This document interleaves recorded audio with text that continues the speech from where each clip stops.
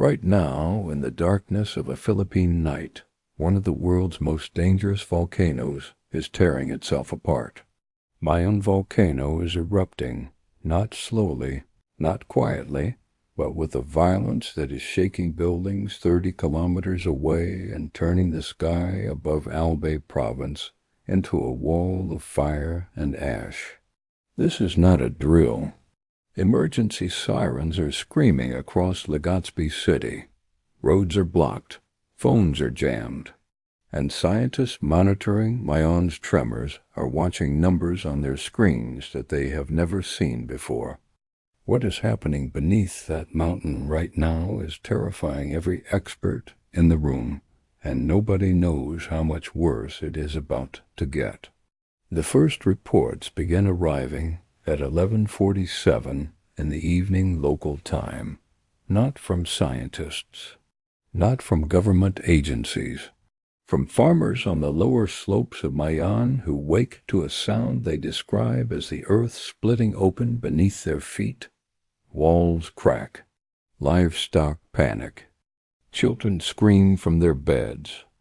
Before anyone can reach for a phone, a column of fire punches through the crater and lights up the entire province like a second sun rising in the wrong direction. Within minutes, social media is flooded with footage. Raw, shaking, terrified footage of lava fountains erupting hundreds of meters into the air. Of pyroclastic debris raining down on the upper flanks like burning hail. Of ash so thick it turns headlights into useless yellow smears in the darkness. The images are being watched by millions around the world before a single official statement is released. Because in those first minutes, no official is ready for what Mayon is doing. PHIVOLCS, the Philippine Institute of Volcanology and Seismology, had Mayon on level 2 alert status heading into the night. That means elevated unrest, increased seismic activity, cautionary monitoring. What it does not mean is this. What it does not account for is a sudden explosive escalation that moves from background tremors to full column eruption in under 40 minutes. Scientists at the monitoring station nearest the volcano are already on their feet. Alert levels are being revised in real time. By midnight, the internal recommendation reaches level 4. By 12:15, it becomes official. Level 4 means a hazardous eruption is imminent or ongoing. Level 4 means the danger zone expands to 8 kilometers from the summit. Level 4 means every family, every farm, every village within that radius needs to be gone. Now. But Mayon does not wait for evacuation orders to be printed and distributed. Mayon does not pause for buses to arrive or for officials to coordinate shelter assignments. The volcano is already moving faster than the emergency system built to respond to it. The warning signs were there for weeks. Seismic swarms deep beneath the volcanic edifice had been increasing in frequency since the first week of the month. Ground temperatures in monitored zones around the crater had been climbing. Sulfur dioxide emissions had tripled from baseline levels, a signal that fresh magma was rising close to the surface. Observatory logs recorded increasing rockfall events on the upper slopes, a classic indicator that the volcano's interior pressure was building toward something larger. Scientists watching those readings understood that an escalation was possible. What they could not predict was the speed. What they could not anticipate was that Mayon would skip the slow build entirely and go straight to explosion. That is the terrifying reality of what volcanologists call a sudden unloading event. Pressure builds, and then the cap holding everything in place simply fails. Not over days, not over hours, in minutes. That is exactly what happens tonight. The eruption column at its peak extends 11 kilometers above the crater. 11 kilometers. That places volcanic ash and debris well into the lower stratosphere, where upper-level winds immediately begin carrying material westward across the province and out over the Albay Gulf. Aviation authorities issue emergency NOTAMIS notices to airmen, warning that airspace over a massive region of the central Philippines is now dangerously compromised. Flights approaching Bicol International Airport are turned away. A Korean air flight en route from Manila reports ash ingestion warnings from its engines and diverts to Cebu. 2 domestic turboprop aircraft already in the air over Albay execute emergency course reversals on live air traffic control frequencies that are already being shared and broadcast across the internet. Below the ash column, on the flanks of the mountain itself, the situation is deteriorating faster than anyone can track. Lava flows are advancing down 3 separate drainage channels simultaneously. The Misi, the Bonga, and the Basud gullies, all of them routes that lead directly toward populated lowland areas. Pyroclastic density currents, superheated avalanches of gas and volcanic debris moving at speeds exceeding 100 kilometers per hour are being recorded on the upper slopes. These are the most lethal forces a volcano can produce. They do not give warning. They cannot be outrun on foot. And tonight they are moving. Barangay captains in the communities of Buyuan, Padang, and Lidang are banging on doors themselves. No bullhorns, no PA systems. Just people pounding on their neighbors' walls and screaming to move. Families are grabbing children in blankets, throwing whatever they can reach into motorcycles and tricycles and jeepneys, pouring out onto the national highway in a chaotic column of headlights in panic that stretches for kilometers in both directions. Maria, a rice farmer from Barangay Tapa, describes loading her 3 children onto a single motorcycle with nothing but the clothes they are wearing. Her husband stays behind to release their carabao from its pen. She does not look back. She cannot afford to look back. Behind her, the sky above Mayon is burning orange, and the air tastes of sulfur, so thick she is covering her youngest child's face with her own shirt as she rides. A schoolteacher named Ronaldo is coordinating the evacuation of elderly residents from a cluster of homes near the 4-kilometer zone boundary. Several of his neighbors are bedridden. Several more are refusing to leave, convinced, as they have been convinced before, that the mountain will calm. He is not waiting for their permission. He is not waiting for anything. He has seen the sky tonight, and he is not waiting. Evacuation centers, gymnasiums, covered courts, school buildings are filling past capacity within the first 2 hours. The Provincial Disaster Risk Reduction Office reports that pre-positioned evacuation sites for the 8-kilometer danger zone are designed to shelter approximately 12,000 individuals. Within 3 hours of the eruption's escalation, those facilities are holding over 19,000 people, and still more are arriving. Cots are gone.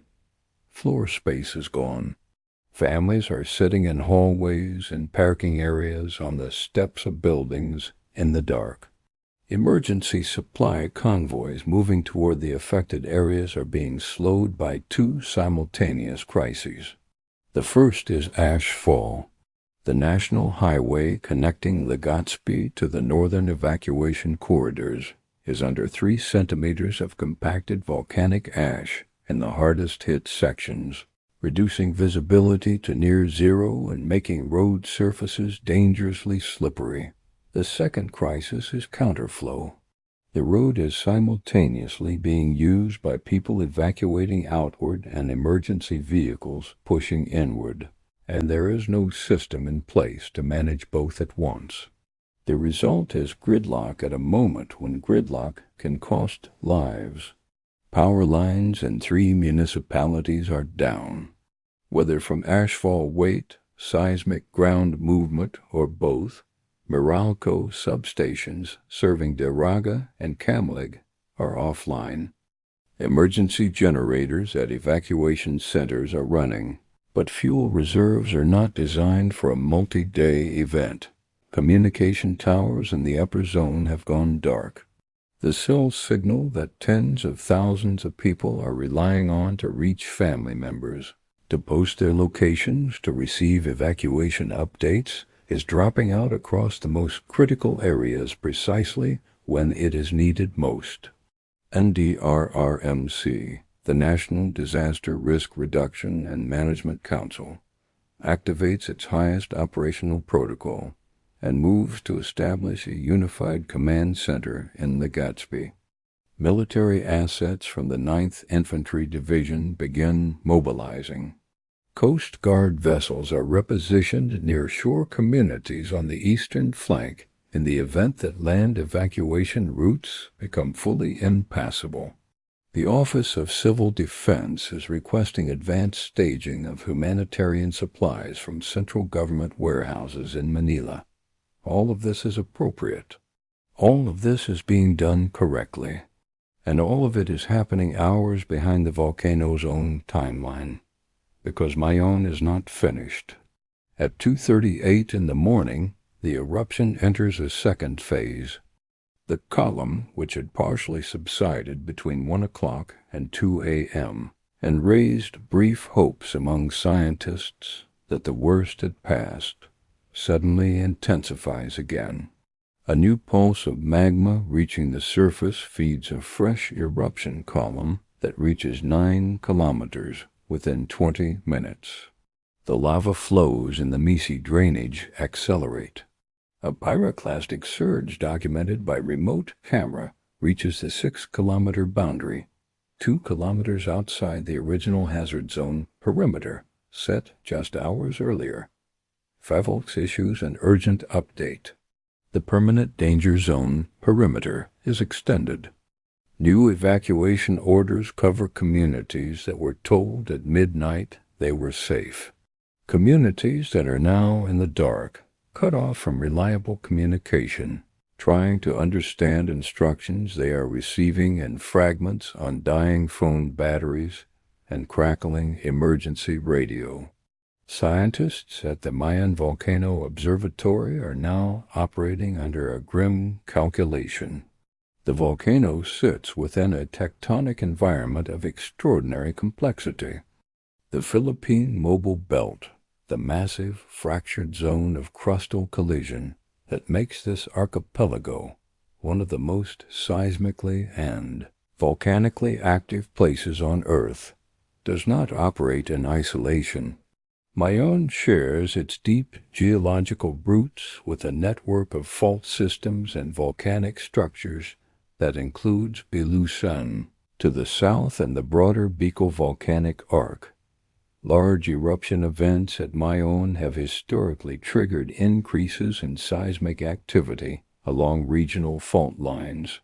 Not always, not inevitably, but enough that tonight, in this room with these readings on these screens, nobody in the observatory is looking only at Mayon. They are watching the entire system. The Philippine Fault Zone, which runs the length of Luzon, recorded a cluster of microseismic events between 1 o'clock and 3 a.m. that are being logged and analyzed with urgency. None of them significant enough to declare independently. All of them significant enough tonight to refuse to ignore. In the evacuation centers, children are sleeping against their parents' shoulders. Elderly men and women are sitting upright on hard floors with nothing beneath them but thin foam and emergency blankets. A woman from Barangay Mabinet is trying to reach her son who works night shift at a processing facility near the lower hazard zone boundary. His phone has been going to voicemail for 2 hours. She is asking every official she can find for information. Every official she finds tells her the same thing. We are still accounting for everyone. We are still accounting for everyone. That phrase, still accounting for everyone, is the most frightening sentence in any disaster response, because it means the accounting is not finished. It means there are gaps. It means that somewhere in that darkness between the burning mountain and the gridlocked roads and the failed cell towers, there are people whose location is unknown. Dawn is still 2 hours away. Mayon is still erupting. The ash cloud is drifting over communities that have not yet been officially included in evacuation orders. Farmers on the eastern agricultural flatlands are waking to find their fields buried under gray powder, their irrigation canals clogged, their animals distressed. They are not in the declared danger zone. They are also not safe. International monitoring systems, the Darwin Volcanic Ash Advisory Center in Australia, the Washington VAAC in the United States, have both issued formal advisories tracking the Mayon ash plume as a significant aviation hazard, extending across a 400-kilometer corridor. The economic disruption to Philippine airspace is already being calculated in tens of millions of pesos per day.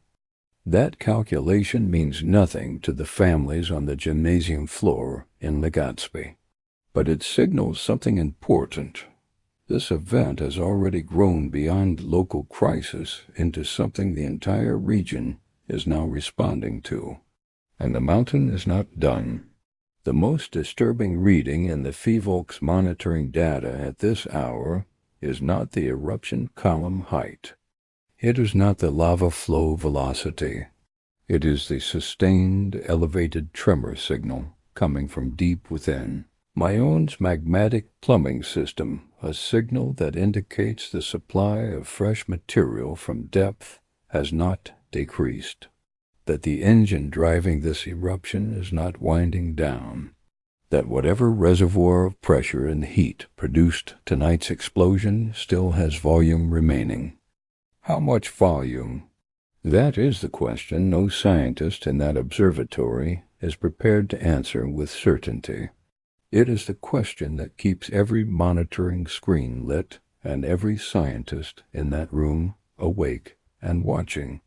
Because if the answer is substantial, if the deep supply continues at its current rate, then what the Philippines has witnessed tonight is not the event. It is the opening. Dawn will come. Light will reveal the full extent of what Mayon has done to the landscape surrounding it, the buried fields, the damaged structures, the altered drainage channels, the new geography of destruction painted in gray ash and dark lava. Emergency teams will reach the areas they have not yet reached.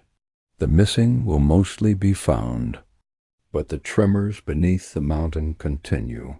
The sulfur dioxide readings remain elevated, and somewhere deep below the crater that is still glowing against the Philippine night sky, magma is still moving. Nobody in that monitoring room is going home. Nobody is turning off the screens.